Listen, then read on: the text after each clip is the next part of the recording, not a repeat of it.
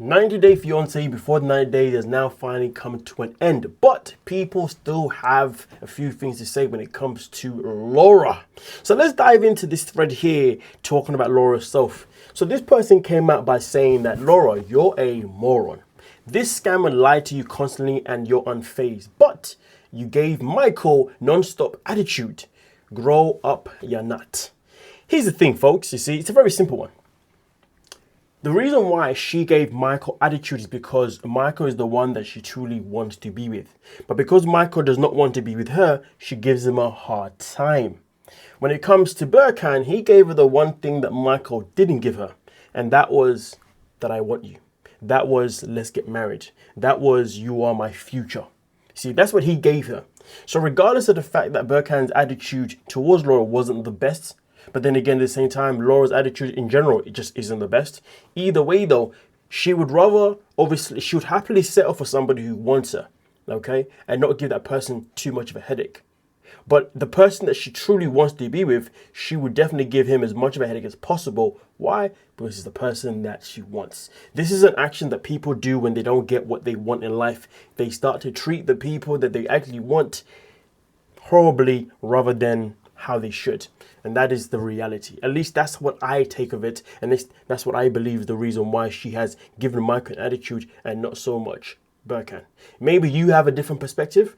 Give me your thoughts on the matter itself in particular. But for me, Laura is simply but nothing but moving mad. Now, when it comes to pillow talk, it seems to be coming to an end. Someone came out on Reddit and said, Pillow talk is ending. Single life terror will be the last of it, for a producer. So this is the thing that I didn't understand, because right now for the single life, they don't have pillow talk. They have between the sheets.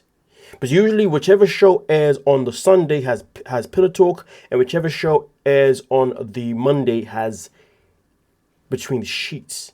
So I don't know if this person has named the wrong segment.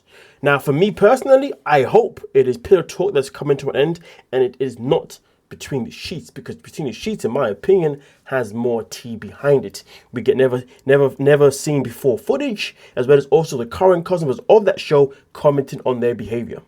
But this person continues by saying, using my alt account, because this is technically a violation of my NDA, but we just had to wrap our party last night. It was ultimately the network's call, which I think is a massive mistake. Sharp made a lot of bad decisions that didn't help. One of my favorite things I've ever worked on, though. Very sad to see it go. I hope the audience gives enough grief about it leaving that they decide to bring it back later. So they hoping that us, the audience, will make a fuss about it being cancelled so they bring it back. I know I won't be a part of that one. But they're losing the best executive producer, the business, and his awesome team. So it wouldn't be the same. I won't lie to you. When has Sharp Entertainment had like a good producer for 90 Day Fiance? I mean, if they've had one, it's been a very long time since they've had a very good executive producer. I'll say that for much. But anyway, you let me know your thoughts on that way. But either way, though, due to the fact that I feel like there's a confusion here, would you prefer pillow talk to continue, or would you prefer between the sheets to continue? For me, I'm on team between the sheets. But either way, let me know your thoughts on the matter itself in particular. Now we're going to move on to the next one. Now this one here is all about Lisa. Lisa. So as you can see, as uploaded here by, or provided to us by Alexa, 90 Day Fiance Alexa Pomegranate. Too much syllables in the name. It seems to me as if Lisa's sister has come out to pretty much let us know about another one of Lisa's lies. Now, I'm going to lie to you folks, there's some words in this thing that I just cannot literally say because my tongue doesn't allow me to. It's so annoying. But I'll do my best. Okay? Right. So, as we can see here, somebody who is Lisa's sister came out by saying, has her sister, I can confirm it is not true. What is not true? It is not true that she had a ectopic pregnancy. That's what is not true, okay? Let's have a look here, all right? She had her tubes tied immediately after the birth of her second child. I had no idea Lisa had a second child. Did you? Let me know, please. Yeah. At least that's what she told me. Now, this is one of those tongue-twisting words for me. She lies chronically. See, I can't even say the word, but it is what it is. She once told a homeless shelter that she had cancer. And I do remember this. Okay? and was going through chemo. She had shaved her head so she and her wife, who had been evicted, could have a place to stay. It's disgusting. I hope TLC do not move her to other shows. It has been incredibly humiliating and embarrassing for our family. You know, I can understand this being embarrassing for her family. I completely understand it. But this woman's freaking TV gold. She makes me feel good about my life. So I don't mind seeing her back. I'd rather see her back for these lies rather than see someone like Angela Deem back or Big Ed back or anyone that's just, if you know what I mean.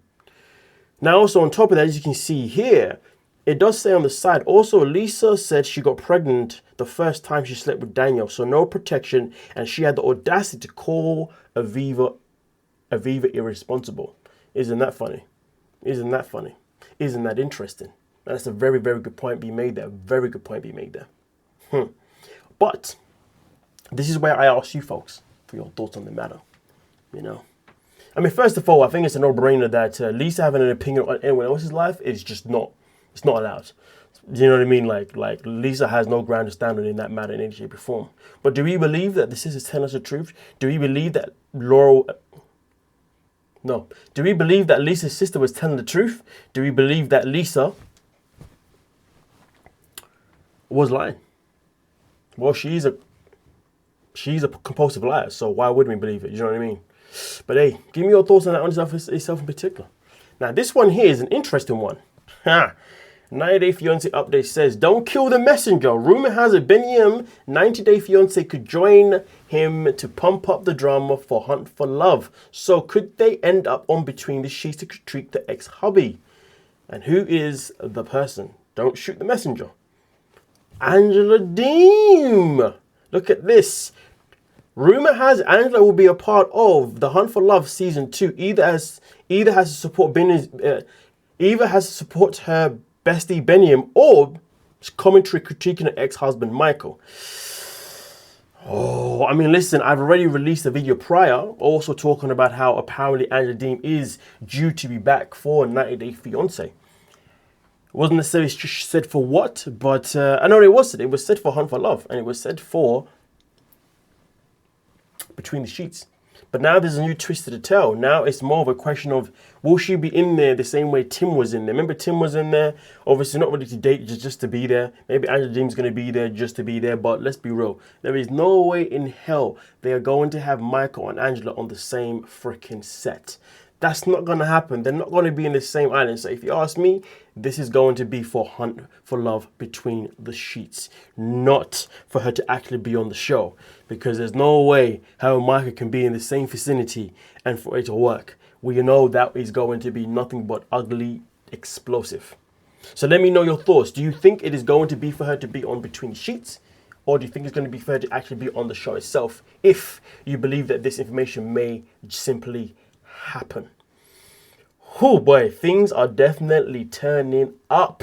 Turning the F up. I mean, honestly, it's one of those situations that I think I'd prefer them to not be on the same set personally. I think I'm going to say that it'd probably be better off if they do stay in a situation right here where, well, it's probably safer if it's for her to be on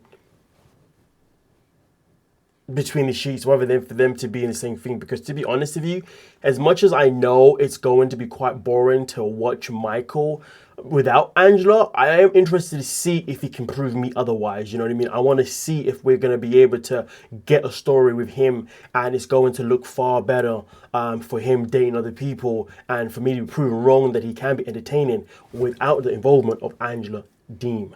So yeah. But with that being said though, one more piece of tea. One more piece of tea. This is where we go back to Laura.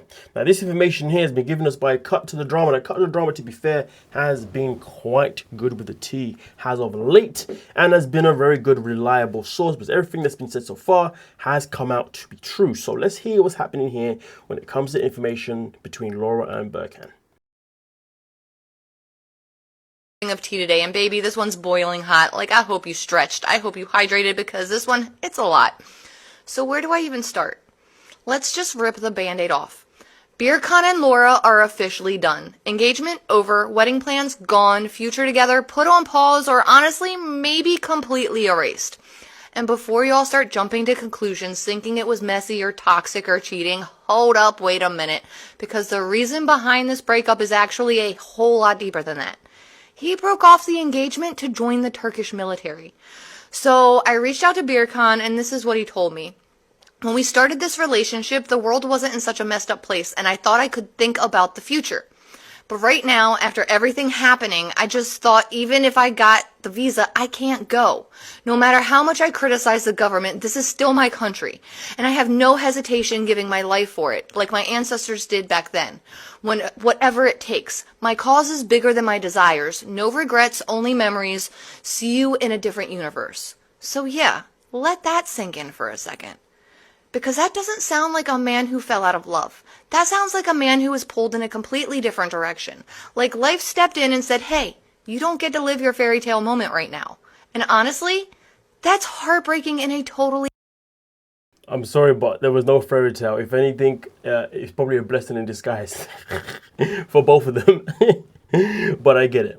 Within the context, I get it. Different way.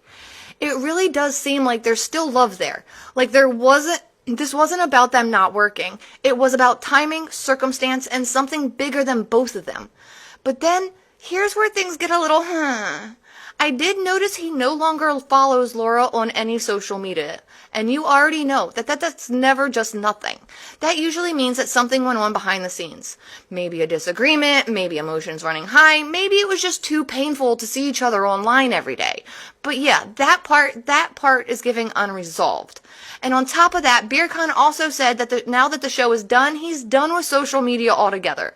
Like completely stepping away. Said it was never really his thing to begin with, which honestly, that tracks. He was never giving out the I'm here for clout vibe. He gave off more of a I got pulled into this and now I'm ready to go back to real life. So now we're left with this really bittersweet situation. A relationship that didn't end because of betrayal, but because of life pulling them in completely different directions. And I don't know about y'all, but sometimes those are the hardest breakups to watch. Because there's no real villain. There's no clean closure.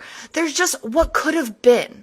So to Birkan, I truly wish you nothing but safety and strength into whatever comes to you next.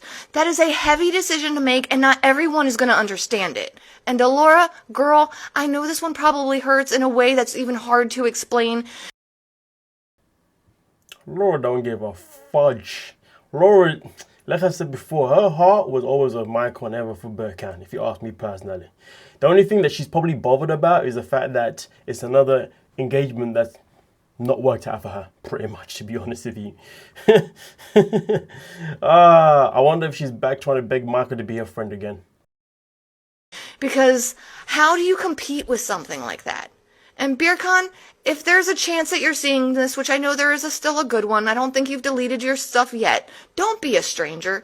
I get stepping away, I really do. But you've got people who genuinely care about you now, so maybe, just maybe, pop into a live every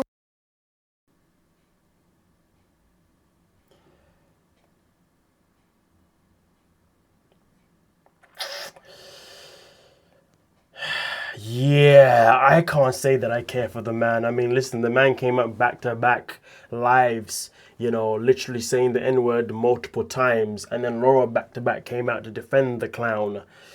Yeah, I don't know anybody who is a fan of him. Anybody that does want to see this guy appear on their live streams or whatnot. I ain't going to call you a racist, but I'm going to call you an advocate for a racist.